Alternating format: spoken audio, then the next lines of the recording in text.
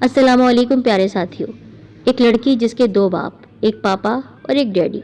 आइए मिलकर इस सच्ची कहानी को सुनते हैं, क्या राज है ये। उससे पहले हमारे चैनल सईदा वॉइस को सब्सक्राइब कर दें और वीडियोस के नोटिफिकेशंस के लिए बेल को ज़रूर दबाइए। ये एक अजीब कहानी है। मैं शर्मसार भी हूँ और नहीं भी। मैं सोच रही हूँ कि क्या सब गलत है या सब सही है। इस कहानी की इब्तिदा उस दिन से होती है जब शेरवानी साहब रास्ते में मिल गए। वो एक दराज कद, सुर्ख और सफ़ेद इंसान जिनकी उम्र 45 और 50 के दरमियान होगी, लेकिन इंतहाई बावकार। मैं उस शाम अम्मी के साथ शॉपिंग के लिए एक बहुत अच्छी मार्केट में गई। अचानक किसी की आवाज़ आई, बानो ये तुम हो। बानो मेरी अम्मी का नाम था और उस आदमी ने मेरी अम्मी ही को मुखातिब किया था। अम्मी उन्हें देखकर जैसे सकते में आ गई। वो दोनों एक दूसरे को देखते जा रहे थे। अम्मी को शायद उस वक्त ये होश नहीं रहा था कि मैं भी उनके साथ खड़ी हूँ। बिला आखिर मैंने ही अम्मी को मुखातिब किया, अम्मी कौन है ये साहब?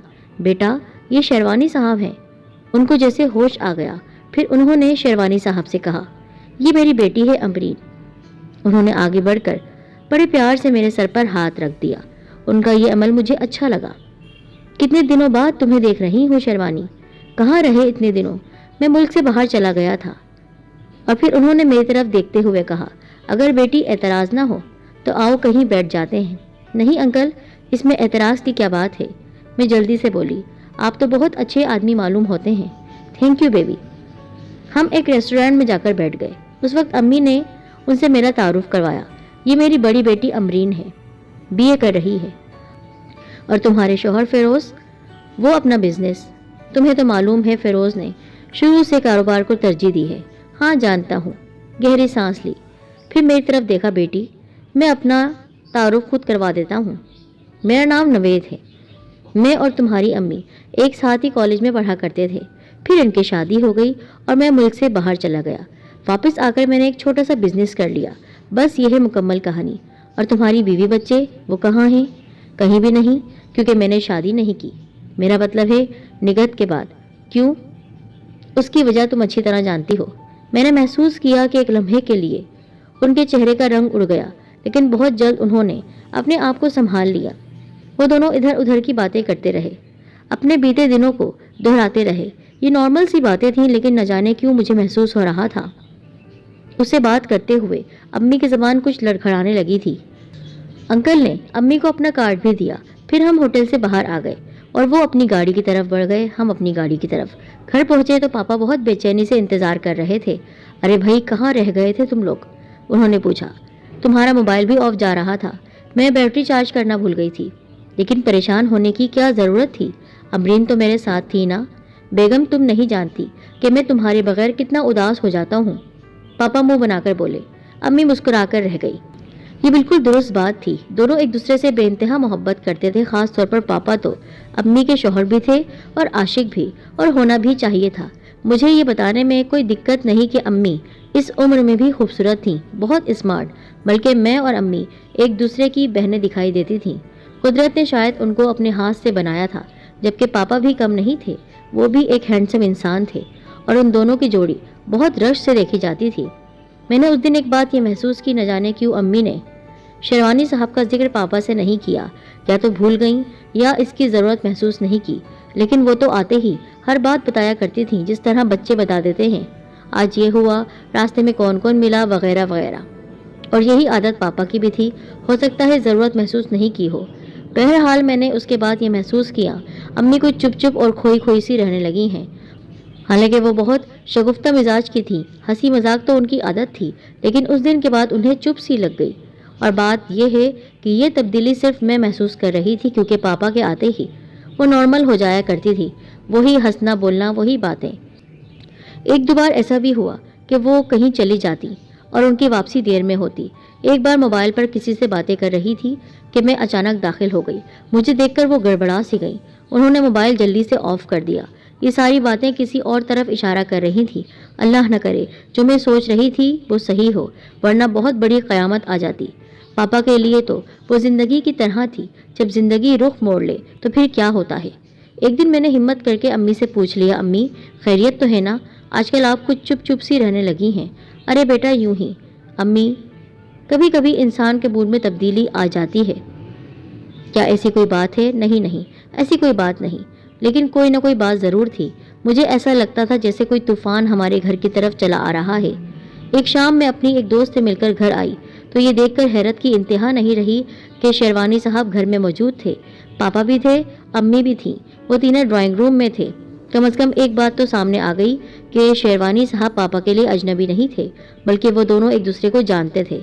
میں ڈرائنگ روم میں داخل ہوئی تو پاپا نے کہا، امرین، ان سے ملو، یہ میرے دوست شیروانی ہیں۔ میں ان سے مل چکی ہوں پاپا۔ ہاں، میں بتانا بھول گئی تھی، امی جلدی سے بولی۔ ایک دن راستے میں شیروانی سے ملاقات ہو گئی تھی، امرین بھی میرے ساتھ تھی۔ اوہ، پھر تو یہ اچھی بات ہوئی۔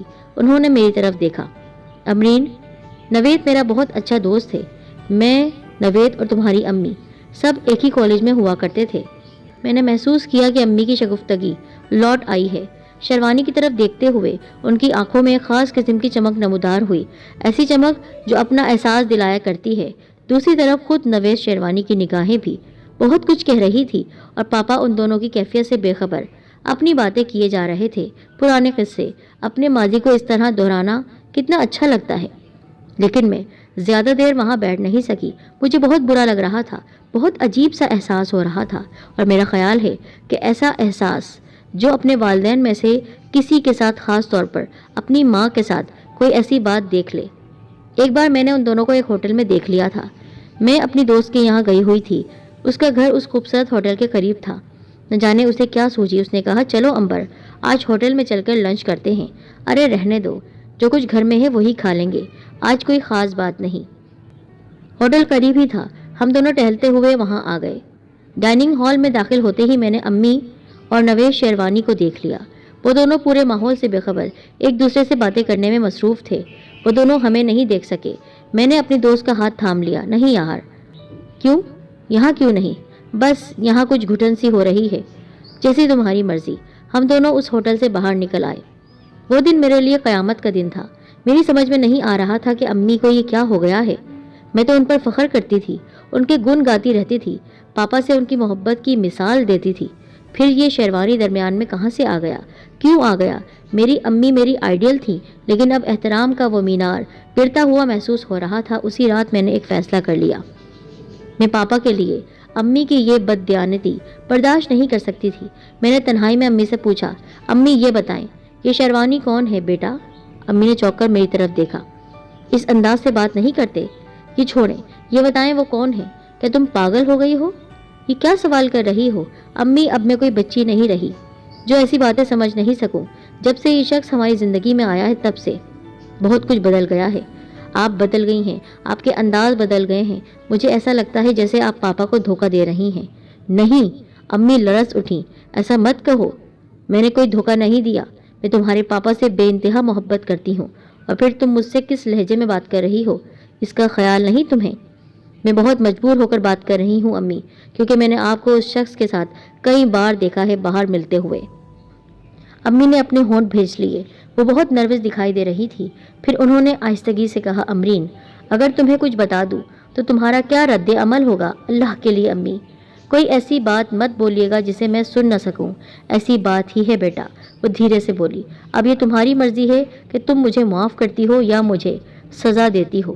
ایسا تو نہ کہیں امی، آخر زیادہ سے زیادہ کیا ہوگا کہ آپ نے شیروانی انکل سے محبت کی ہوگی، پھر آپ کی شادی پاپا سے ہو گئی ہوگی، تو یہ تو عام سی بات ہے، ایسا تو ہوتا ہی رہتا ہے، اس میں شرمندہ ہونے والی کون سی بات ہے؟ نہیں بیٹا، بات اس سے بھی زیادہ ہے۔ اس سے بھی زیادہ؟ میں نے حیران ہو کر ان کی طرف دیکھا۔ اب اس سے بھی زیادہ کیا ہو سکتا ہے؟ وقت آنے پر بتا دوں گی تمہیں، امی نے کہا۔ ہو سکتا ہے کہ بتا نہ سکوں۔ امی دوسری طرف دیکھنے لگی۔ میں نے اس وقت امی کو مزید کریدنا مناسب نہیں سمجھا۔ وہ شاید اندر سے ٹوٹنے لگی تھی، اور میں یہ کیسے برداشت کر سکتی تھی؟ جو کچھ بھی تھا وہ درگزر کیا جا سکتا تھا، لیکن انہوں نے یہ کیسی بات کہہ دی کہ معاملہ کچھ اور بھی تھا۔ وہ کچھ اور کیا ہو سکتا تھا؟ سوچتے سوچتے میں حیران ہو گئی، پریشان ہو گئی۔ دوسری طرف پاپا تھے، ان کی محبت تھی، ان کی شفقت تھی، وہ امی کی ذرا سی بات کو اپنے لیے حکم سمجھا کرتے۔ مجھے امی پر غصہ آنے لگتا تھا۔ ایک دن پاپا نے مجھ سے کہا، بیٹا تم ایک کام کرو، مجھے بہت ضروری کام سے دفتر جانا ہے، ورنہ میں خود چلا جاتا۔